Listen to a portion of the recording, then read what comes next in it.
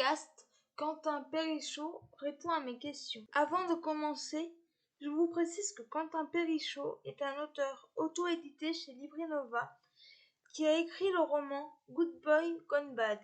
Merci à lui d'avoir répondu à mes questions et je vous mettrai le lien du podcast de son livre dans la barre d'infos. Première question, d'où vous vient l'envie d'écrire? Comment avez-vous commencé?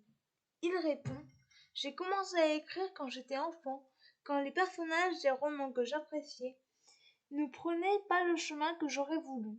J'ai ainsi recréé les histoires à ma façon, à m'en inventer de toutes pièces mes propres univers. Deuxième question, comment l'idée de Good Boy Gone Bad est-elle apparue? Il répond: je voulais absolument écrire un thriller young adulte qui tourne autour du harcèlement. Et comme nous sommes en 2020, le cyberharcèlement, ça me paraissait pertinent. C'est parti de là. Troisième question, comment construisez-vous vos personnages?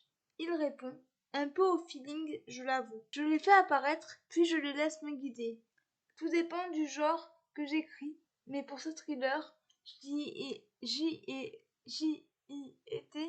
été à l'instinct. Quatrième question, pourquoi avoir choisi l'auto-édition? Il répond: pour pouvoir vivre de mon métier, l'auto-édition était toute désignée. Les revenus sont plus importants et bien sûr, la liberté est totale, ce que j'apprécie. Je transmets beaucoup de valeurs chères à mon cœur dans mes romans, même s'il reste toujours des lectures plaisir, et je ne tiens pas à ce que ces valeurs soient susceptibles d'être altérées au cours d'un processus éditorial. Cinquième question, à la fin du roman, il est écrit à suivre. Une suite est-elle prévue? Il répond: oui, en 2021 devrait sortir un tome 2 avec un nouveau Z. Qui? Pourquoi? Nous le saurons très bientôt. Sixième question, quelles sont vos sources d'inspiration? Il répond: les séries essentiellement. Le monde qui m'entoure également, notamment pour les sujets de société que je trouve important de traiter. Septième question, votre moment préféré pour écrire? Il répond: la journée, je suis très disciplinée. J'écris le matin et l'après-midi. Huitième question, quelle relation entretenez-vous avec vos personnages?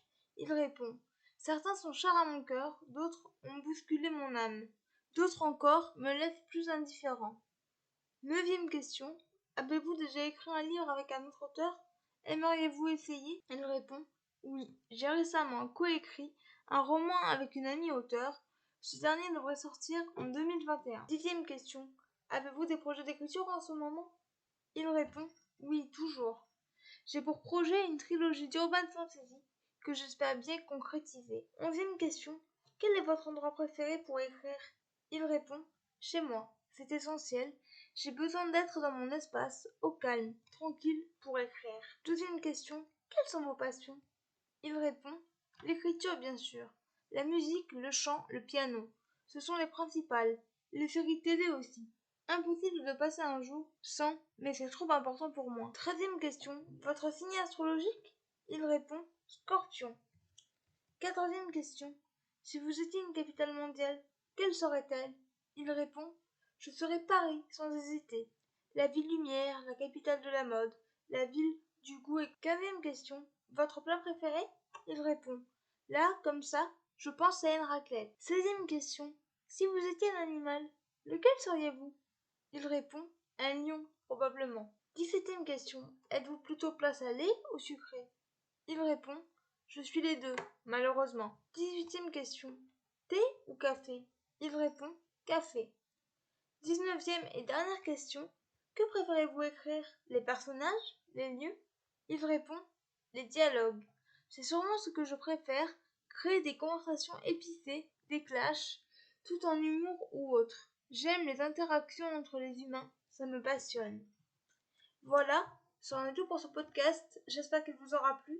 Je remercie encore une fois l'auteur d'avoir bien voulu répondre à mes questions et je vous retrouve très bientôt pour un nouveau podcast. Ciao!